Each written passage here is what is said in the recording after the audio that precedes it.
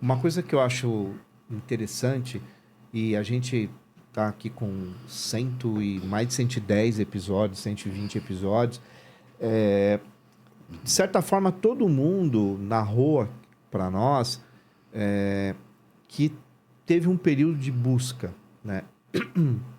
Desculpa, de muita busca. Pouquíssimos convidados tiveram uma narrativa que começaram em uma determinada religião lá na infância e que preserva essa religião até hoje. E que segue, que faz parte daquele grupo, daquela comunidade. Raro.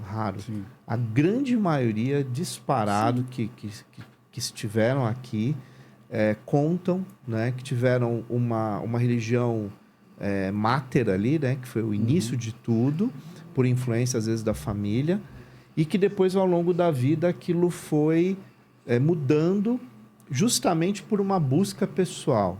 E acaba sendo um processo de formação muito importante para a pessoa, né? Porque muitos não é essa ideia de você foi para uma religião, você esqueceu tudo que você aprendeu com a outra, né?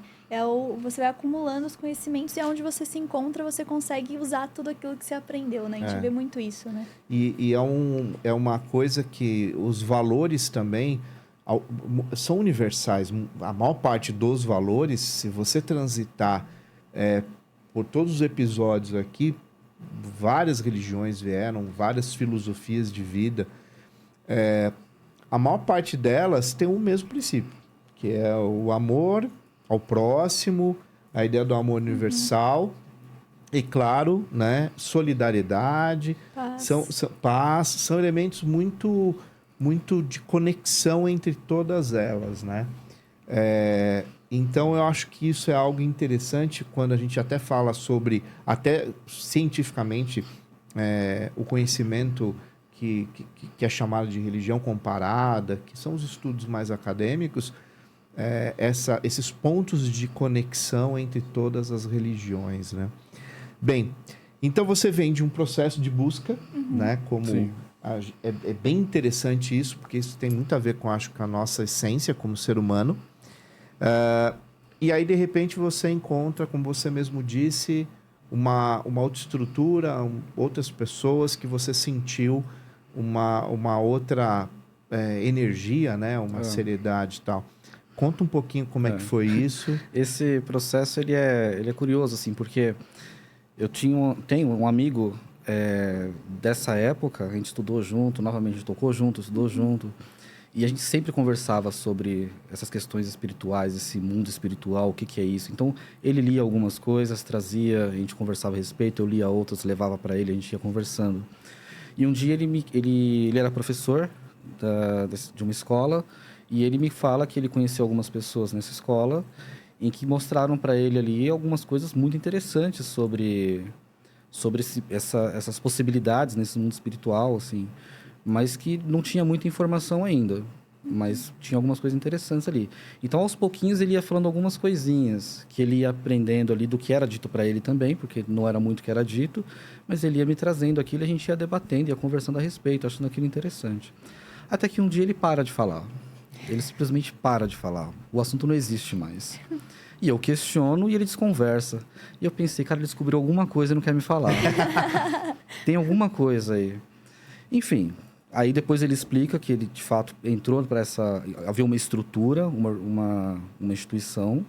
Ele entrou para essa estrutura e ele não podia dizer o que acontecia ali dentro. E, enfim, e era assim que era. E a gente continua normal, mas eu sempre provocando, né, querendo saber alguma coisa, mas ele não podia falar. Passa mais algum tempo, eu conheço algumas pessoas dessa estrutura e eu passo por um processo que seria uma espécie de um atendimento, né, que essas pessoas fazem para quem é de fora.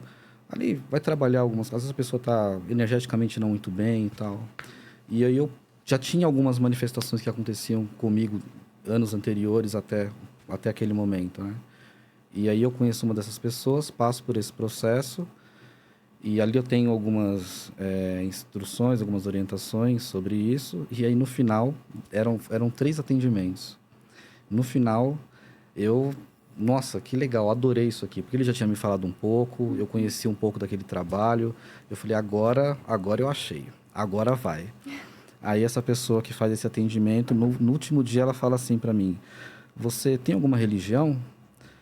Aí eu falei, não tenho. Crente que ele ia falar, então... Aí ele falou assim, então vai buscar uma, porque ninguém pode ficar sem. Aí eu murchei ali. Falei, poxa, eu jurava que ia ser aqui. Mas não... Aí eu fui embora achando que, poxa, por que não pode? Como é que funciona isso, né? Enfim, não sabia. Depois eu entendi que essa pessoa nem foi nesse sentido que ela falou. Era porque eu realmente devia buscar alguma coisa e me encontrar em algum lugar. Uma vez que eu estava buscando em várias e não achava.